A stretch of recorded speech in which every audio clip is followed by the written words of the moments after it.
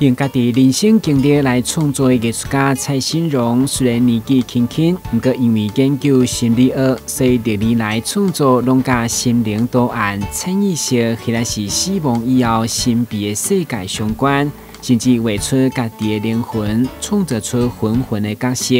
蔡新荣讲，特别疫情期间的生离死别，让伊相当有感触。所以经过疫情以后，尽管一直陪伴你，迄款的温馨加色彩表现来互相鼓励。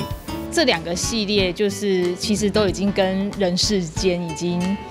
没有关系，我们已经是探讨到另外一个世界的议题了。那我觉得对我们在刚好这几年的疫情来说，生离死别其实是大家所有人的大家都会面临到一个课题啦。对，那我就希望借着我的魂魂的这个角色，还有我的忘川这么缤纷的系列去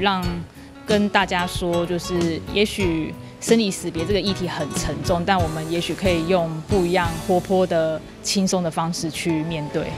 虽然疫情影响3档无办展览，不过蔡新荣持续创作，伊的才华甲努力嘛获选中山青年艺术奖的肯定。这回伫单局人文的精心规划，选定南胖微醺，有参照伦敦美术馆的风格来举办个展，结合美食甲音乐，要互艺术加入咱的生活。因为我本身是觉得说艺术应该就是要走进生活里。那像我自己本身虽然是从事创作，那我也会是想办法，就是让自己的生活有些火花。像我会去参加合唱团啊，然后或者是